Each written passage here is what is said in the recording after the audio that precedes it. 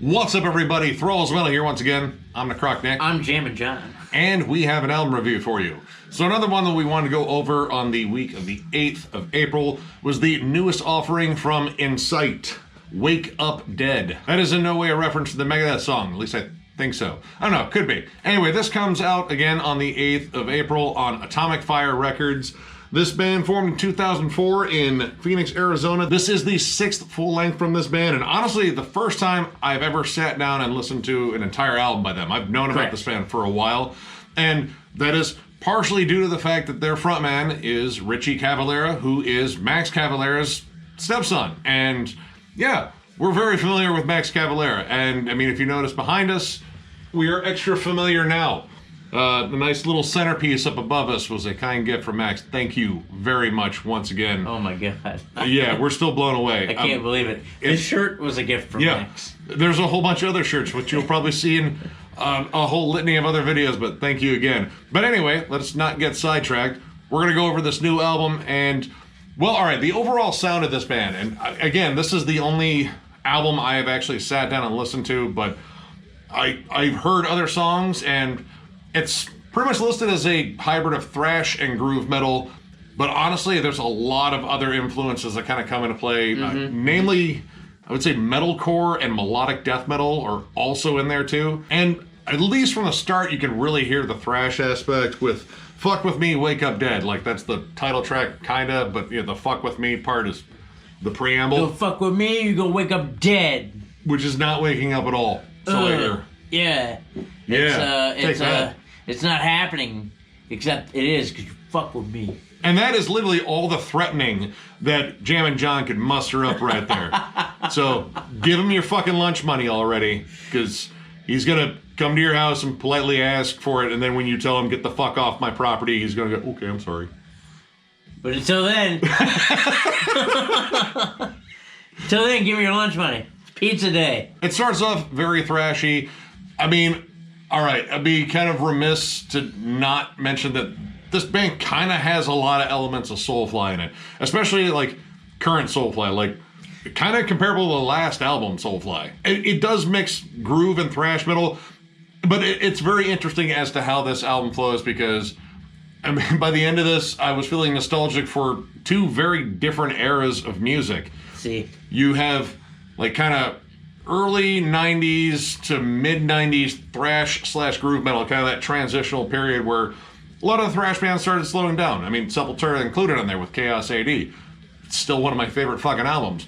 But also later in the album, it kind of shifts all the way to like the mid 2000s sort of metalcore and like melodic death metal blow up, especially in like the riffs and melodies that pop up in here. Namely, the song The Fallen is a very melodic death metal song. It still kind of has all the hardcore punch, but the tremolo melodies on it kind of scream like at the gates, Amon Amarth, like sort of triumphant going into battle.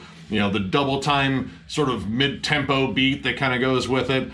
And, you know, you mix that with the more hardcore-ish vocals of Richie Cavalera.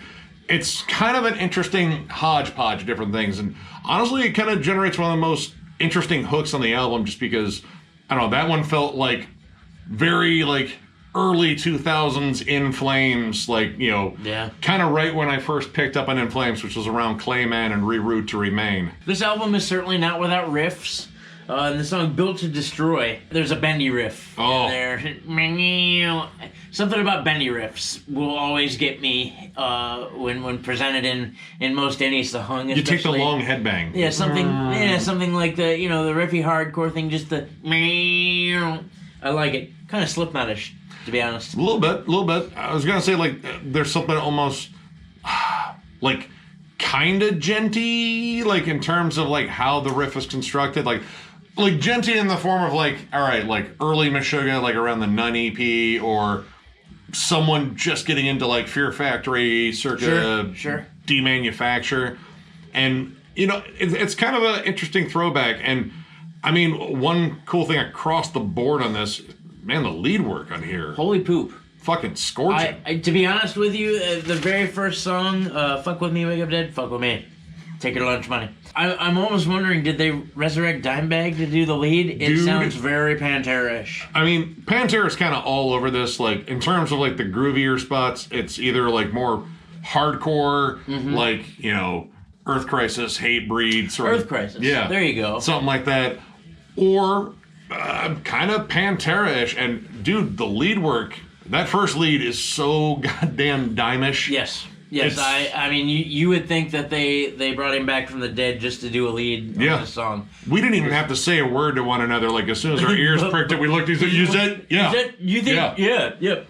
And then, of course, you got the song War Soup, which features Max. This, to be honest, sounds like something Max would write. Yeah, I mean, it's just an aggressive, kind of thrashy banger. Something around, like, the Soulfly 3 era. Yeah, kind of the slight shift away from, like, nu metal. Like, this is kind of back to the thrashier roots. Yep. And you get the Family Affair vocal trade-offs, which is pretty damn fun.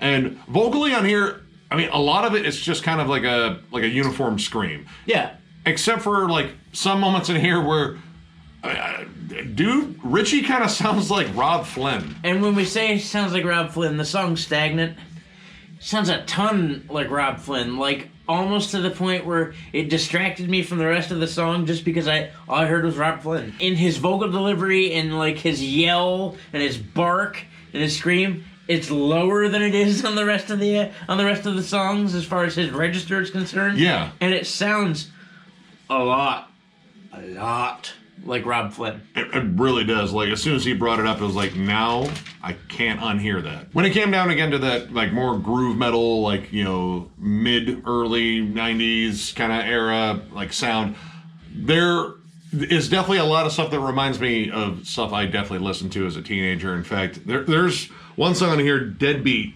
which is pure pissed off teenager music. Yes. Like, the lyrics on it are not necessarily, like, lyrics in terms of, like, phrasing and trying rhyming. It's like a diatribe. Like, a pissed off kid shouting at his parents. He's not going to clean his fucking room. I'm not going to mow the fucking lawn. Fuck you. But also, give me, like, $20 so I can go out and not buy beer. When I was a kid, I had to mow the lawn. It sucked. It sucked ungodly bad. And I yelled at my parents. Spent a lot of time grounded as a kid. And in terms of, again, once again, the nostalgia thing, which is kind of like the big thing on here, the song The Aftermath, like, literally as soon as it came on, I felt like I was listening to a blend of, like, Unearth, Trivium, Kill Switch Engage. And, I mean, we were pretty much kind of doing the math here. Like, you know, Richie, I believe, is 36. So when he was a teen, I would say it would be sort of that mid-2000s era. Yeah. And, like, if some of the first bands that he really got into, outside of probably, like, Sepultura and Soulfly, because, you know, dad. Because, right. Yeah. But if he came up on, like, Trivium and, you know, all the bands I just listed, that would kind of make sense in terms of where he's pulling influences from, because that's probably the metal that made its big impression on him. Like, you remember when Hot Topic first opened? Yeah. When they first opened and they had cool Slipknot shirts, and I bought a Down shirt there. I bought an Inflamed shirt there once. But you remember, like, the soundtrack that used to play in Hot Topic when they first opened? It was Kill Switch and Hatebreed and Evergreen Terrace and all that stuff. And that's kind of where, like, the Aftermath sits. Yeah, it literally has that sound. But for the most part, like, structurally, these songs, they kind of, I would say, balance out thrash and groove metal, metalcore, melodic death metal, like, maybe, like, a little bit less. But there comes an issue with that, is they all kind of balance it out kind of the same way. Yes. So, you know, in terms of the flow of the album, like, you don't get songs that are purely a thrashy barn burner or purely just a big groovy stomp. It's usually a lot of, you know, different sections. Like, yeah, this might start off groovier than hell, like a big chuggy riff. Right. But eventually it's going to go into the thrashy part, and then when we have to have a breakdown, because every song in here has a breakdown, it starts to run together a lot. It's very formulaic. Everything is verse, chorus, you know, bridge, little lead section, and maybe a breakdown. There's even a couple songs where there really is no breakdown. And all the songs end the same. They just kind of fade out. It's that makes it a little bit difficult, because it just kind of melts together. And, you know, you could say, like, well, the leads are good. That can't be the only thing in there that separates a track from one another. Yeah. Like, oh, there was a cool lead. Wasn't there a cool lead in the last song? Well, yeah. Well, what else? There are cool melodies in here. There are some really solid riffs, but I just feel like they're not complete in terms of like writing a big hook. Mental Destruction, which is one of the singles, I think the video was released, not too long before we actually sat down and listened to this. The main riff on the chorus is very catchy. Yes. I think it has probably one of the best hooks in the entire album. But unfortunately, Ritchie kind of just goes with a standard growl over it, where something like just slightly more tuneful, like I wouldn't even call it a growl, to be honest. It's like a shout? Call it like a shout, like a scream kind of shout thing. Like the opening riff has that kind of like Chimera beat down stomp to it, which is cool. There's a little skittering sort of breakdown where it just sounds like he's just tapping the strings, like tick, tick, tick. I mean, it's memorable just because it's, different than a lot of the other riffs because it has that weird little skittering part. Yeah. But again, if there was like a bigger vocal hook on top of some of these, decent riffs, I think they would actually kind of rise up and become memorable. Plus, the uniform growl over everything doesn't necessarily work in here, especially when the music is clearly trying to, push for some more melodic hooks on here. And then there's the production. I feel like the guitars are single tracked. I think, but I don't know. There's a part where I heard two guitars, but when the bass dropped out, the guitars sounded kind of thin. Well, and the bass wasn't really present so much as it was just a drone. Yeah. Like, I didn't really hear anything that I could pick out immediately that said, oh, that's a cool bass line. I do like the drum work. The drummer is he's moving. Yeah. He's moving and grooving. There's not a lot of super intricate things going on, but he's definitely solid meat and potatoes. You could almost call him a thrash drummer. I think he's more a thrash drummer than he is a hardcore drummer. The production, I think, it's muddy, and it does remind me of a demo. Yeah, I mean, if this was a demo, I mean, I probably would have less gripes with this, but this was, put out on a label. This was mixed and mastered, and I don't know, like, it just feels thin and muddy, and like we were listening to it, like turning it up, it was like, is this just my speaker or is this the mix? Well, right, there's one in the song Fallen, actually. When it switches to the lead, it kind of sounds like a Casio keyboard, and I don't know where that tone came from, but it's like, it's really just almost non-existent as a lead tone. It sounds more like the riff tone that they just forgot to switch on the lead tone to and went with that. It just doesn't sound like this was like kind of completely fleshed out. And that's kind of the issue with the songs too. Like, there are moments where it does sound really good and it sounds like it's really going someplace, especially the last track, The Slaughter. I do like The Slaughter. Which opens up like with probably one of the nastiest riffs in the entire album, and it's fiercely thrashy, but it kind of goes back to like the more meat and potatoes sort of like, oh, we got to have a groovy section and a breakdown. It's like, you don't actually. You could have just kept that. You could have kept that like a thrashy barn burner. Yeah. And that's where I kind of lost it for me. Like, okay, this song has potential. Why did you play it safe? You didn't have to. Yeah, and that was kind of the thing too. Like, this does feel like a very safe album. It has potential. Like, you listen to it, it's like, that would have been cool. Maybe just rearrange it like this way or something like that. I'm not a musician, so I don't really know. But I don't know. Like, a lot of this just felt like it was kind of crammed together and feels kind of rushed.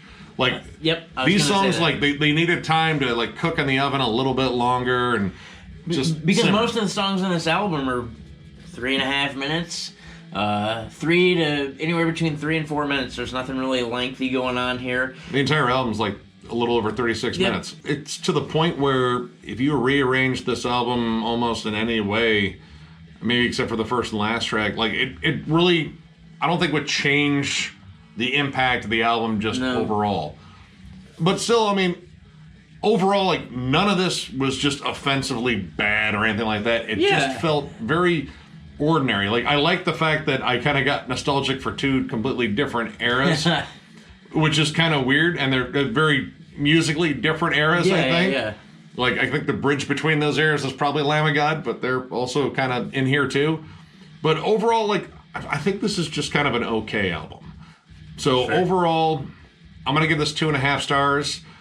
again, I think there's potential here, but I think needed more time. Like, fine tune these songs, hone them into fucking razor sharp weapons, and mix it up like a little bit. Like, you need some songs that are just solid, fast songs, or just solid groove laden beat downs. They don't all have to be a mix of all those elements. That's kind of what really keeps this, running together so much. The songs don't really get a chance to breathe from the next song that sounds kind of the same. I mean, the musicianship, I think, is fine. The lead guitar work is fucking stellar. That is, like, a huge shining point on here. And I think Richie's vocals are pretty solid. I just think a lot of this just needs more time to simmer. Yeah, simmer, cook, write. Yeah, you gotta get you gotta bring the flavor out. Yeah. I'm gonna give it a 2. It's not like it was terrible. It's not like it was the most god-awful piece of shit I've ever heard.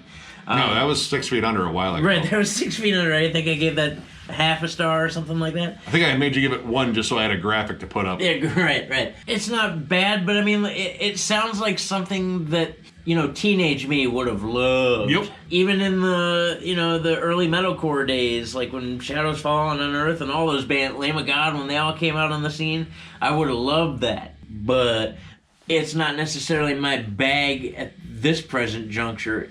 It was decent, but it's nothing to write home about. And it really did all blend together. It's not bad, but I think they could have done a little bit more. Maybe make things a little less formulaic. Yeah. Maybe throw in a few surprises here and there. And again, this is just us. Yeah, this is just our opinion. Who the fuck are we? Chodes on the internet. Yeah, that's exactly who we are. We're a bunch of buttholes. I'm sure people will call us buttholes. It's fine. I call him a butthole all the time. He's fine with it. Sticks and stones will definitely break my bones. Please don't hurl them at me.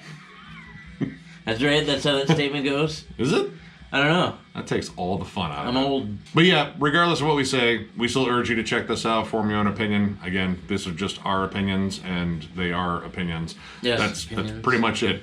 Go check it out. I mean, if you like 2000s era metalcore, you'll probably find some stuff in here you like. If you like, 90s, like mid-90s groove metal, pretty sure you're going to find some stuff you like in here too. Yep. So, if you enjoyed this review, give it a thumbs up. And if you are new to the channel, subscribe, because we do stuff like this all the time.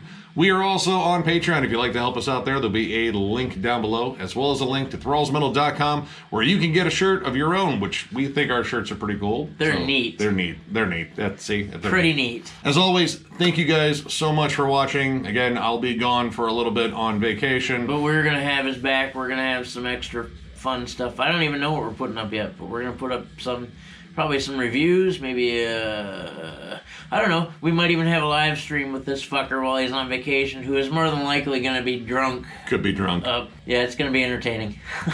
Generally is. But yeah, thank you all once again for watching, and we will catch you later.